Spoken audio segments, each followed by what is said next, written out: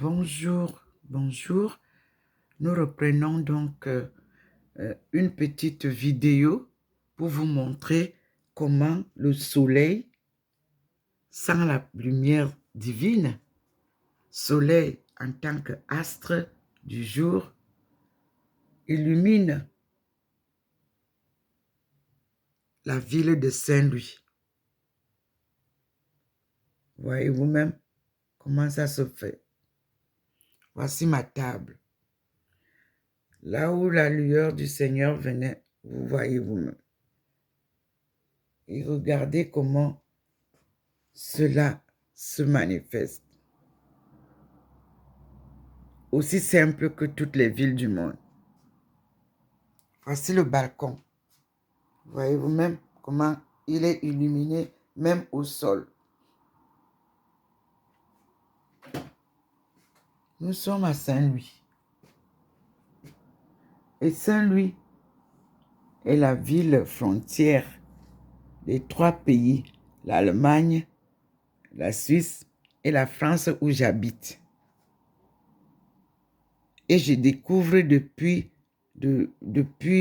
ces derniers jours la position de ma maison qui est traversée par le Seigneur.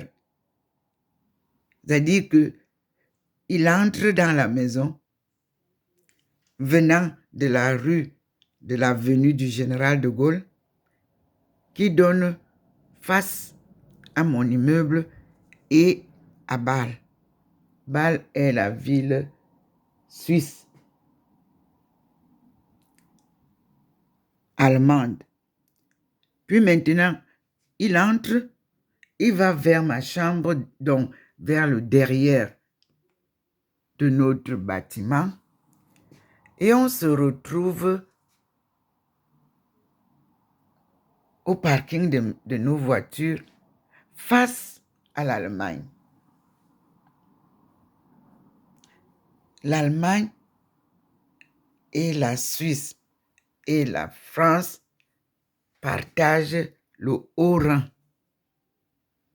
Et nous allons découvrir ensemble comment je me retrouve là. En tout cas, c'est le Seigneur qui guide mes pas.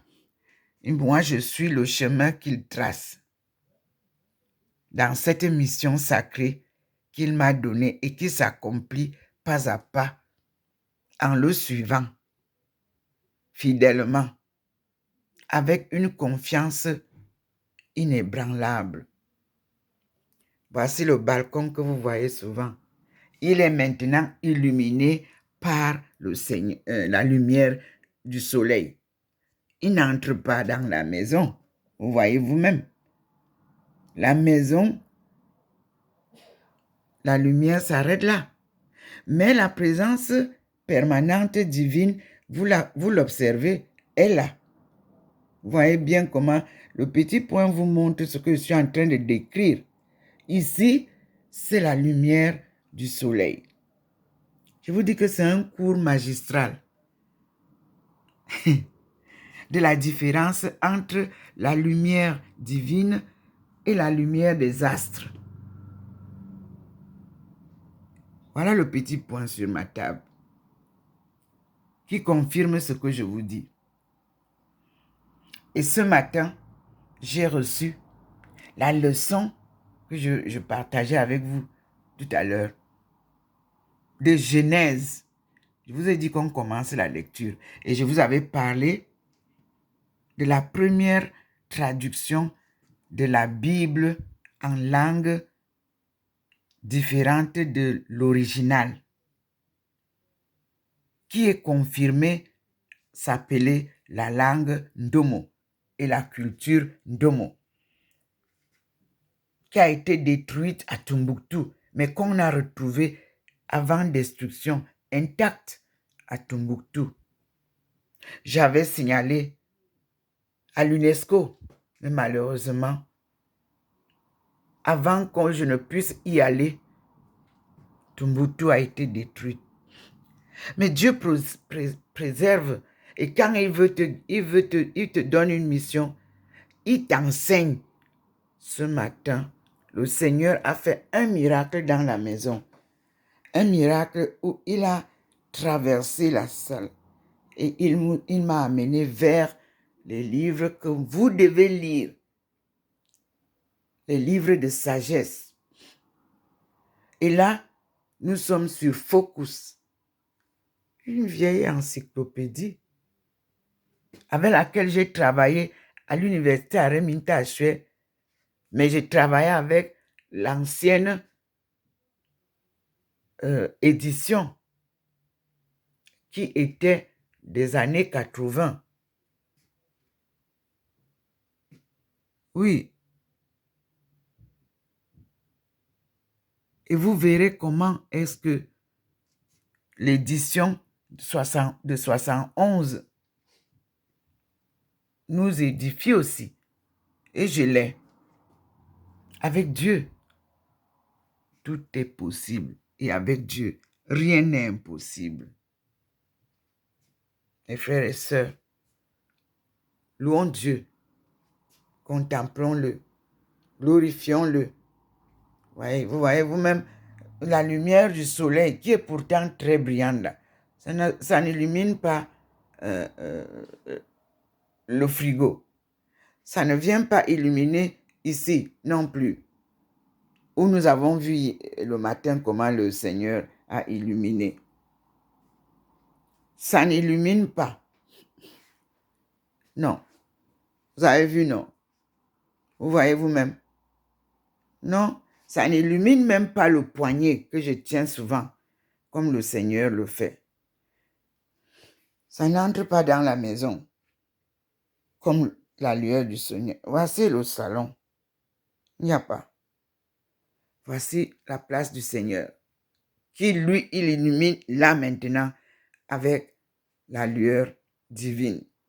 Car sa présence est permanente. Vous voyez comment? Regardez vous-même comment l'étagère de sa présence scintille. Vous-même, vous observez. Et vous avez le tigre, qui est mon signe d'horoscope lunaire. Chine-Afrique. Nous comptons les mois à partir de la lune. Et nous sommes un peuple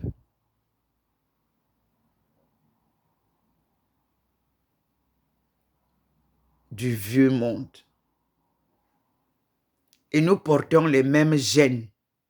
Donc, notre histoire génétique, la Chine et l'Afrique, plus précisément, et le Cameroun, où je suis né, puisque j'ai fait les études de la vérification de mon identité, tant scientifiquement, historiquement, anthropologiquement. Et j'ai découvert que mes frères chinois et moi, ou alors notre famille, ou alors notre pays, ou encore notre tribu, nous portons les mêmes gènes biologiques, scientifiquement approuvés en 2003 lors de la visite du couple présidentiel du Cameroun et sa délégation à Beijing. 3 jours avant l'arrivée du président de la République, Paul Biya, j'ai été interviewé à la radio-télévision de Chine à Beijing, département de langue française. Et c'est au moment où je devais préparer l'entrée dans le studio que j'étais entouré des journalistes et nous préparions les questions que je leur ai dit, parce qu'une question m'a été posée, je leur ai dit que la langue chinoise vient de ma langue maternelle et que les Chinois viennent d'Afrique. Ça, ils n'ont pas accepté ça. Mais je leur ai dit, c'est la vérité. Et si je ne peux pas dire ça, ça ne sert à rien que je passe au studio pour parler de la relation Chine-Cameroun. Au moment où nous étions en train de dialoguer, que le téléx a commencé à faire du bruit dans le bureau du chef d'antenne qui était avec nous. Il s'est levé, il est allé dans son bureau à la fin du téléx. Il a récupéré la copie. Il est revenu. Il a dit, arrêtez la discussion. Madame Domo, entrez au studio. Voici la confirmation scientifique de ce que vous dites suite à des études de recherche par un groupe de chercheurs internationalement composé à l'université de Fudan de Shanghai. Vous voyez les miracles de Dieu. Dieu est venu stopper court notre égarement et nous a présenté sur un téléx la véracité de mes dires. Et nous avons validé donc ma thèse de ce côté biologique de notre famille héréditaire, c'est-à-dire la Chine et le Cameroun ont un héritage commun linguistique, biologique,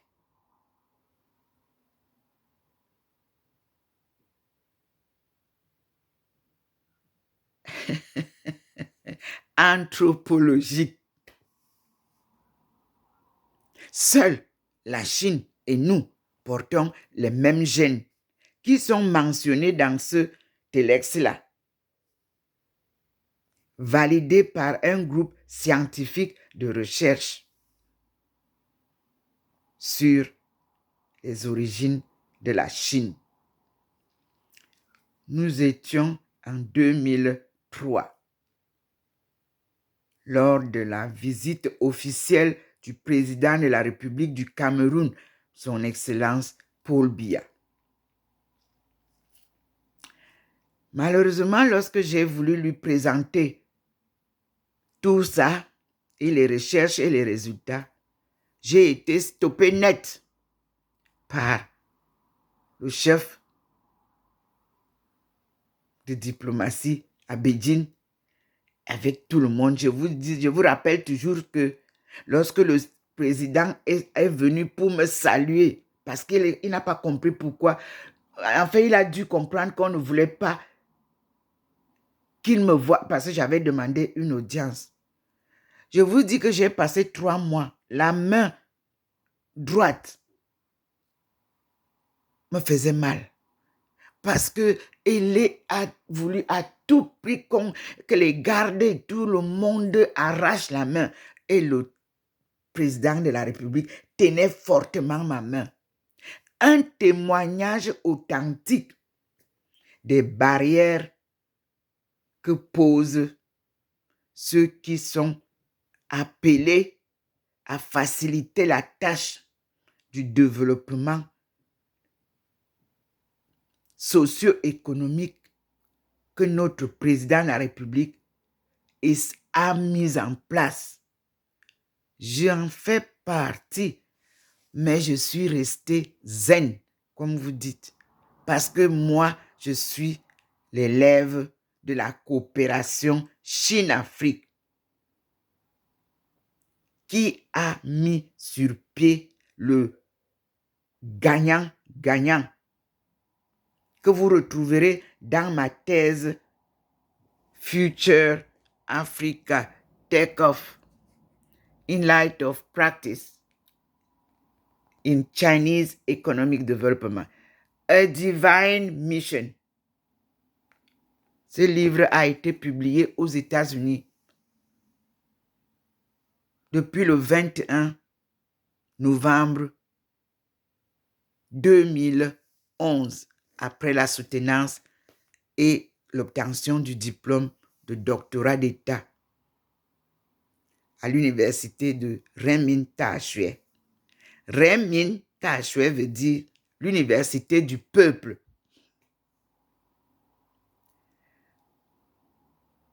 Gloire à Dieu.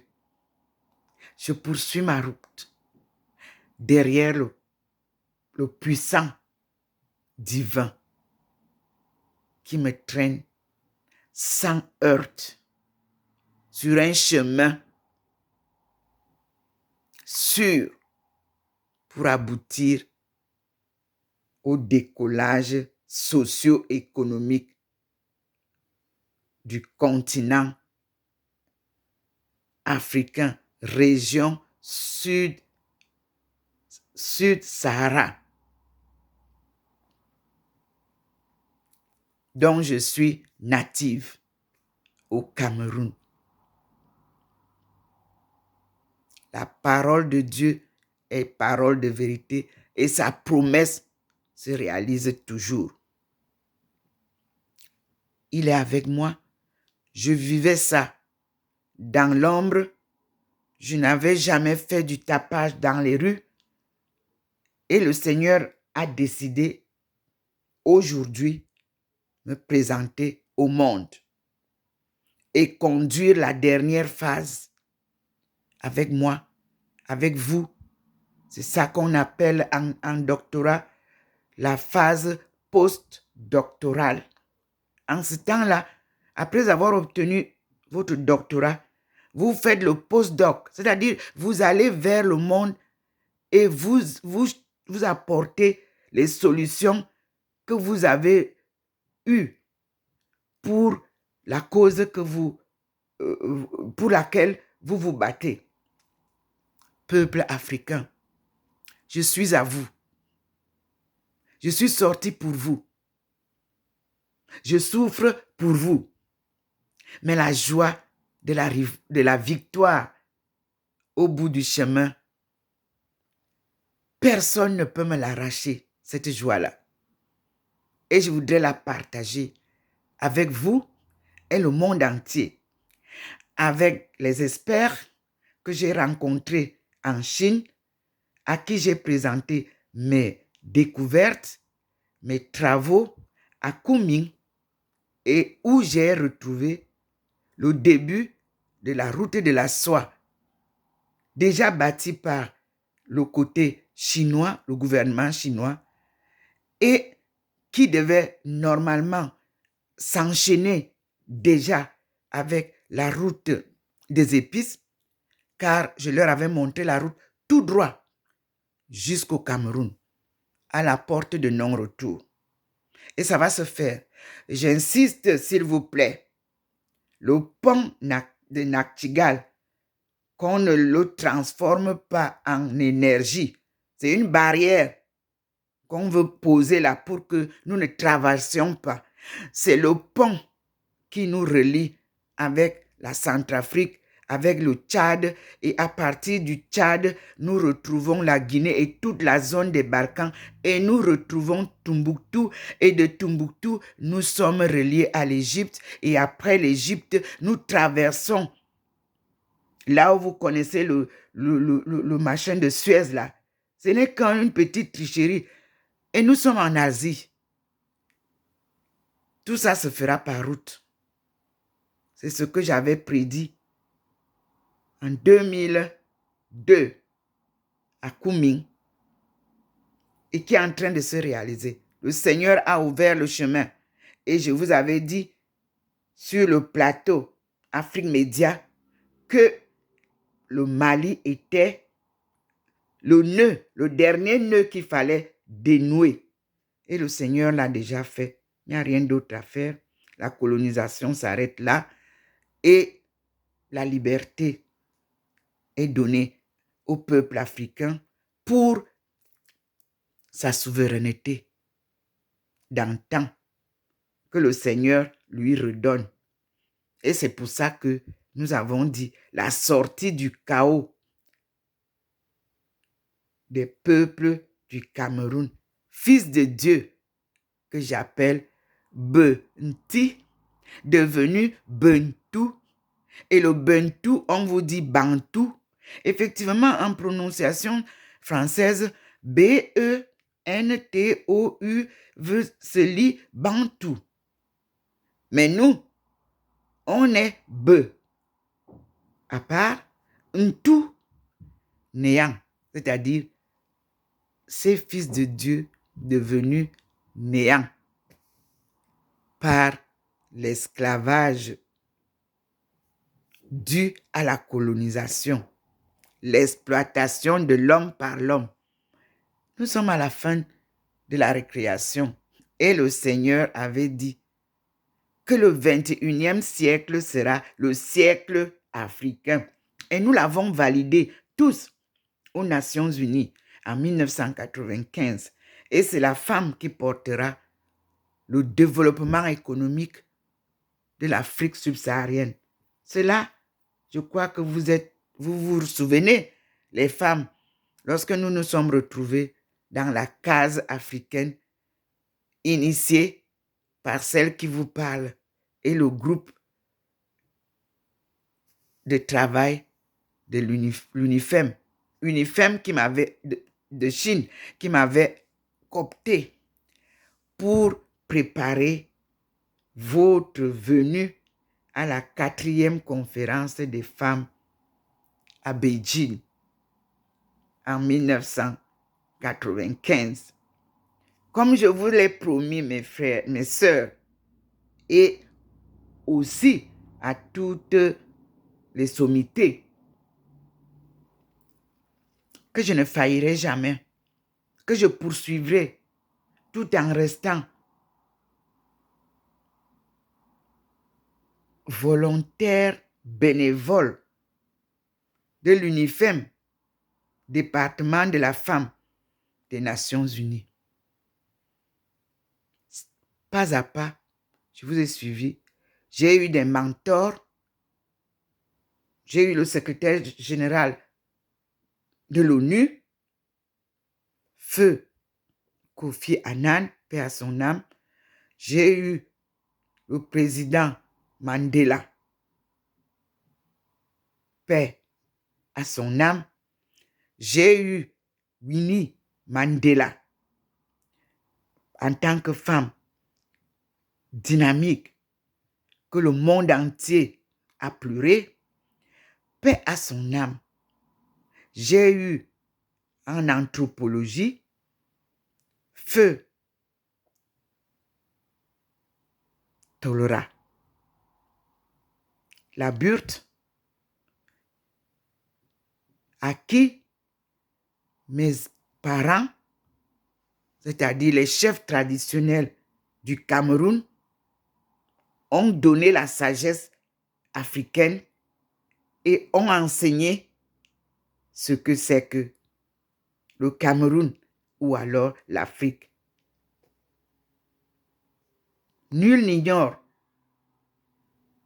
le professeur Laburte qui m'a introduite à la maison de l'homme à Paris quand je suis revenue le rencontrer parce que mon père m'a dit il faut que tu retrouves le Boudi, le village que vous appelez entre Yaoundé et Okola. C'est le nom qu'on lui a donné parce que c'est à cet endroit-là qu'on venait le cacher, le couvrir. Et vous racontiez tout ce que vous racontiez. Et lui, il notait tout, il enregistrait tout pour qu'il vous enseigne après à l'université de Yaoundé. Alléluia! Je n'ai pas de livre en main ici, mais ça peut se vérifier à l'université de Yaoundé. Département de littérature et histoire de notre pays. Parce qu'il m'avait confirmé qu'il n'a pas pu poser convenablement les bases de l'anthropologie. Et quand nous nous sommes rencontrés, il est devenu l'ennemi des africanistes. parce que la majorité des publications étaient fausses. Et c'est moi qui lui ai indiqué le rocher que nous retrouverons à Adama Walaba au nord, à l'extrême nord. Et il est allé visiter, il a retrouvé ce rocher-là. Il ne l'a pas publié parce qu'on devait faire un reportage. Et moi, étant en France ici, il était difficile pour moi d'aller et la zone était prise par Boko Haram. Mais je vous dis que le Nord doit protéger la zone, qu'aucun étranger ne vienne faire des recherches là-bas. Laissez les Africains retrouver eux-mêmes leur histoire avec l'aide de Dieu et faisons une coopération saine, une coopération gagnant-gagnant, une coopération donnant-donnant, selon la formule de la création divine et de la, je vais dire, de la belle œuvre sacrée que Dieu vous apporte. Moi, je ne suis qu'un instrument qu'il utilise. Je l'ai toujours dit. Même à l'université de Chine, en Guyane, je dis toujours que je ne suis qu'un instrument que le Seigneur Tout-Puissant utilise. Et ça, vous l'avez ici. Aujourd'hui, le 28 avril 2022, j'ai la joie de recevoir, parce que c'est des États-Unis que moi, je reçois les choses qui confirment mes travaux. Hier soir, c'était le groupe des Noirs américains qui loue Dieu avec ces deux livres, la Bible et le Coran. Je vais donc rentrer en contact avec eux parce que nous avons les mêmes similitudes de déclaration. Ils ont la Bible dont je vous ai parlé, c'est-à-dire la traduction de King James, mais c'est en anglais. Et ils ont le Coran. Comme je vous ai dit, j'ai étudié le Coran parce que le Seigneur, un jour que je suis parti à l'ambassade d'Arabie Saoudite, m'a saisi et m'a dit, aujourd'hui, tu vas devenir musulmane. Je vous répète que j'ai dit, oh mon Dieu Seigneur, tout sauf ça. Il m'a dit que, n'est-ce pas, tu as dit que tu me suis, que tu vas me suivre. Je me suis retenu, j'ai dit, oui Seigneur. Suis-moi donc, c'est moi la route. Les deux livres sont un livre. Les deux religions me suivent. L'islam et la chrétienté sortent d'une même source de tes aïeux, de la sagesse traditionnelle qui s'appuyait sur la tradition de la divinité. La sagesse divine a enseigné à tes aïeux la marche sur terre, la vie sur terre, la foi en Dieu créateur. Nti Nkomboro. Vous trouvez encore là Nti Nkomo, mon grand-père. Nti, c'est Dieu. Benti, c'est les fils de Dieu. Nti Nkomo, c'est le Dieu créateur, le suprême, l'incomparable, mais qui est aujourd'hui l'invisible. Il était visible pendant la Torah, c'est-à-dire pendant l'ancienne alliance avec nos aïeux, Dieu causait avec nos aïeux.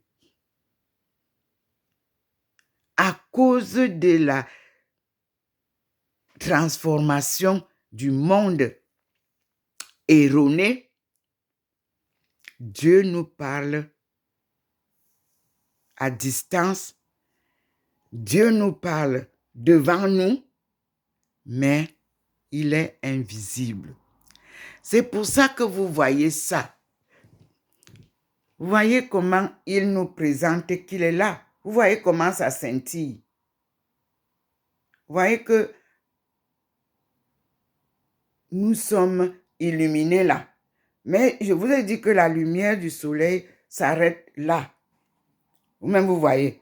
Ici, il n'y a plus rien dedans. Elle s'est arrêtée là-bas dehors. Mais nous, ici, dedans, nous sommes illuminés. Vous voyez comment ça dandine. Vous voyez comment la représentation divine dandine.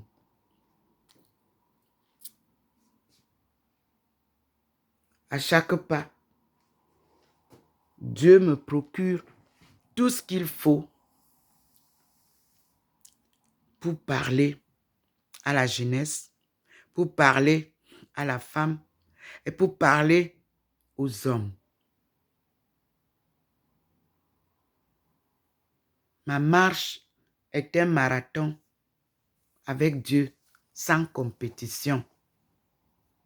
C'est solitairement qu'il m'a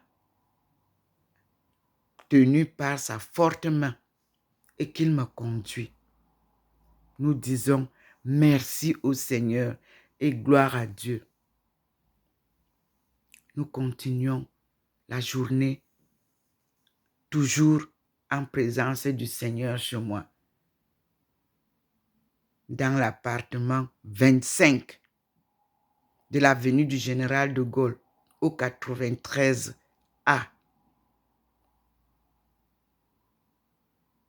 Merci Seigneur. Merci mon Dieu. Merci pour tes enseignements. Merci pour tes manifestations et merci pour tes apparitions. Dieu nous aime. Aimons-nous les uns les autres comme il nous aime. C'est la leçon qu'il nous a laissée. L'ultime leçon. Amen.